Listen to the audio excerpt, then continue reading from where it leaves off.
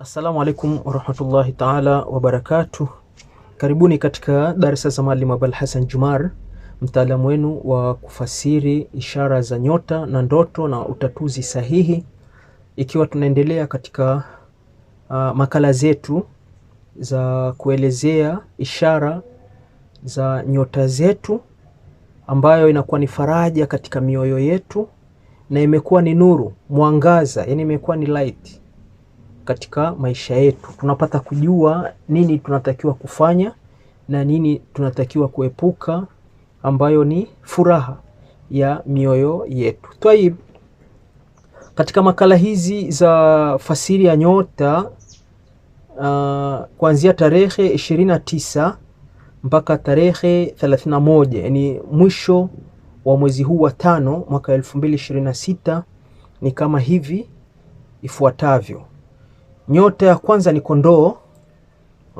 Utazidiwa katika kipindi hiki cha tarehe 29, 30 na 31 katika mambo mengi.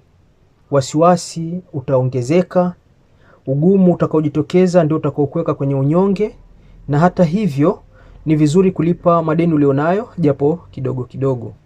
Upande wa mahusiano, katika nyota hii ya Kondoo kuna uwezekano wa maamuzi ya haraka kuhusu mahusiano. Kwa hiyo yanaweza yakawa sehemu mbili: maamuzi ya haraka kuacha au maamuzi ya haraka kuunganisha, kuendelea. Upande wa kipato, fursa mpya zinaweza kuonekana ghafla. Ushauri, usikurupuke kwenye mapenzi au kwenye pesa katika kipindi hiki. Nyota ya pili ni Ng'ombe. Mawazo mengi hata kuzidi kwa hali iliyojitokeza hasa katika maisha. Mapenzi ni mazuri kiasi, waweza jirekebisha kwa maamuzi ulionayo. Mahusiano, utahitaji uthabiti na uhakika zaidi. Kipato, pesa zinaweza kuja polepole lakini kwa uhakika. Ushauri katika nyota hii ya pili ambayo ni Ng'ombe, endelea kuwa mvumilivu. Nyota ya tatu ambayo ni Mapacha. Mambo yako yatapata mwelekeo mzuri, mapenzi bado yatasumbua na ni vizuri utafute utatuzi kwa kina. Ongeza bidii katika mipango ya sasa. Upande wa mahusiano, mawasiliano yataamua nguvu ya mahusiano yako. Yani kadiri utakavyoongeza mawasiliano kuwa karibu, hiyo itakusaidia zaidi katika mahusiano yako kipindi hiki. Upande wa kipato, mipango au biashara za mitandaoni zinaweza kuongezeka na zikaleta faida, na hasa ukiwa huna mikosi utaona zinaleta faida kwa hatua kubwa. Ushauri, punguza kutawanyika kwa mawazo. Yani mawazo uyaweke kwenye kitu kimoja, usibadilike. Tayib, nyota ya 4 ambayo ni nyota ya Kaa. Utapokea taarifa za kukuvutia au kukufurahisha uliokuwa wayangojea sasa yatatimia japo kiasi. Upande wa mahusiano, hisia za ndani zitahitaji kueleweka vizuri. Upande wa kipato, katika nyota hii ya Kaa, matumizi ya familia yanaweza kuongezeka na ni vizuri ukajiangalia, yani ukajikontrol mwenyewe kwenye kipato chako. Ushauri, linda utulivu wako wa kihisia. Yani hisia, zile feelings zako za ndani uziangalie, kwa sababu mara nyingi watu wa nyota ya Kaa ni watu ambao mnaokata tamaa mara nyingi katika mambo yenu. Sasa si jambo zuri, zaidi tuwasiliane. Nyota ya 5 ni nyota ya Simba. Katika kipindi hiki cha tarehe 29, 30 na 31 ya mwezi wa 5 mwaka 2026, unyonge na wasiwasi vitakuandama. Hasira zitazojitokeza kwako, usifanye uamuzi kwa sababu uamuzi huo sio utatuzi. Upande wa mahusiano, ni kipindi cha kuvutia watu zaidi. Kipato, uongozi au kujulikana kunaweza kufungua milango ya kupata kipato na kikawa kizuri zaidi. Ushauri, tumia karisma kwa hekima. Karisma huwa inakuwa ni kama nguvu fulani, ni kama inataka kwenda kwenye destiny lakini si destiny. Karisma wewe inakuwa ni kipaji fulani. Sasa kile kipaji ambacho ulichokuwa nacho ni vizuri ukakitumia kwa hikma, maanake kitakuletea mafanikio zaidi. Tayib, nyota yetu ya 6 ambayo ni Mashuke. haya maradhi yamekuwa yakijirejea katika mwili wako, ni vizuri kutafutia zaidi utatuzi.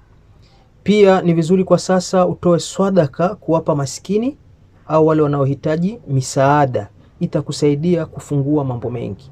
Kwanza kupata unafuu wa kupona maradhi yako, lakini pia kufungukiwa katika maisha yako. Mahusiano katika nyota hii ya mashuke, kuna uwezekano wa kutoelewana katika hali ndogo ndogo ambazo itakuwa si nzuri, zinaweza zikaleta machafuko katika mahusiano yako. Na upande wa kipato, majukumu ya kazi yanaongezeka, kwa hiyo ongeza bidii. Ushauri, usichambue kila jambo kupita kiasi. Na nyota ya 7 ni nyota ya Mizani. Ulio waahidi ni vizuri wasaidie, kwa sababu mara nyingi watu wa Mizani ni watu wa ahadi zaidi kuliko utekelezaji. Wanatekeleza, lakini ahadi ni nyingi kuliko utekelezaji. Kwa hiyo wale uliowaahidi ni vizuri wasaidie. Kipato chako sasa kiasi ni kizuri. Mipango itaendelea kukamilika vizuri. Utatuzi unahitajika. Upande wa mahusiano katika nyota ya Mizani, utakuwa na mvuto na ukaribu ambavyo vitaongezeka katika mahusiano yako. Kipato, mipango ya kijamii inaweza kusaidia riziki, yani ukaona milango inafunguka zaidi. Ushauri, kuwa wazi kuhusu hisia zako. Yani elezea kile ambacho moyo unakwambia, unachokuelezea. Kwa hiyo kile jaribu kukiweka nje, kukielezea. Ndio kuwa wazi. Twai nyota 8 ni Nge.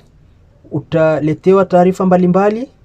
Mipango itakayohusu elimu itakamilika, na vijisafari vile vidogo vidogo vya hapa na pale vitajitokeza zaidi, na uwe muangalifu katika taarifa zitakazo kufikia. Yani uzichunguze, uzitafakari kwa kina. Upande wa mahusiano katika nyota ya Nge, siri au hisia kali zinaweza kujitokeza. Na upande wa kipato, fedha za pamoja zinahitaji tahadhari. Hii nimeelezea fedha za pamoja ni katika mipango ya pamoja, katika partnership, kuunganisha pamoja. Uwe muangalifu zaidi kipindi hiki. Ushauri, usijenge mashaka bila sababu. Yani usiwe mtu wa kushtuka, ni wasiwasi. Wengi wamezoea kusema wasiwasi ni akili. Sasa msemo huo wewe usiutumie. Nyota ya 9 ni Mshale. Mambo uliokuwa hujayajua au hujayafahamu, sasa utayafahamu au utayajua. Hali hiyo itakusaidia kupata uamuzi katika mambo yako. Hata hivyo, furaha zitapungua. Upande wa mahusiano katika nyota ya Mshale, mahusiano yanaweza kuhusisha safari au watu wa mbali. Kipato, elimu au mradi mpya unaweza kufungua riziki zako. Ushauri, ni vizuri kama utapanua mtazamo wa fikra zako. Nyota ya 10 ni nyota ya Mbuzi. Katika kipindi hiki cha tarehe 29, 30 na 31 mwezi wa 5, ni mwisho wa mwezi. Mafanikio haya ulioyapata yatakuletea furaha kiasi. Mikosi, mabalaa vitakuandama pia. Yani utaanza kuona huna furaha, kila jambo unalopanga haliwi, vitu kama hivyo. Kwa hiyo si vizuri ukajisahau tena katika hivyo ambavyo vitakuwa vinakuandama au vinakuharibikia. Upande wa mapenzi ni mazuri kiasi. Kwenye mahusiano, nyota ya Mbuzi, kazi inaweza kupunguza muda wa mapenzi au wa mahusiano. Upande wa kipato, kipindi hiki ni kizuri kwa mipango ya muda mrefu, yani ukajiandaa kwa ajili ya mipango ya baadaye zaidi. Ushauri, usisahau kupumzika. Jipatie muda wa kurelax zaidi. Toi nyota ya 11, katika kipindi hiki utasingiziwa mambo mazito mazito. Unyonge utajitokeza wazi wazi. Kujua baadhi ya mambo ni vizuri kwako, yani upate kuyajua. Hata kwa wajuzi wapate kukujulisha. Nikisema kujua ni kitu chochote. Kama ni elimu, waulizwe wanaokuzidi. Kama ni elimu ya biashara, waulizwe wataalamu wa biashara. Kama ni jambo la afya, waulizwe wataalamu wa afya za kiroho, za kimwili, hata za kiakili. Upande wa mahusiano, marafiki wanaweza kuleta mipango mipya. Hii ni katika nyota ya 11 ambayo ni nyota ya Ndoo. Upande wa kipato, ubunifu unaweza kuleta fedha nyingi. Ushauri, usiogope kuonyesha mtazamo wako, yaani kuelezea kile ambacho unaona wewe. Kuna baadhi ya watu hawapendi kuelezea kile anachofikiria au kuona yeye, kuhisi labda ataudhi mwingine. Hapana, muelezee mtu mtazamo wako, atakuwa na maamuzi wa kufuata au kutofuata, itakuwa ni jukumu lake. Nyota yetu ya mwisho ni Samaki. Mipango katika mapenzi itatimia. Ahadi ulizoweka usizisahau, tekeleza. Bado utaendelea kupokea taarifa mbalimbali. Upande wa mahusiano katika nyota ya Samaki, katika kipindi hiki, huruma na hisia za kina vitaongezeka. Yaani utajiona unapenda zaidi, unampenda mkeo, mchumba wako, na hata wale unaowatafuta. Upande wa kipato, vipaji vya ndani vinaweza kusaidia mapato. Na ushauri, tumia hisia lakini baki kuwa ni mkweli.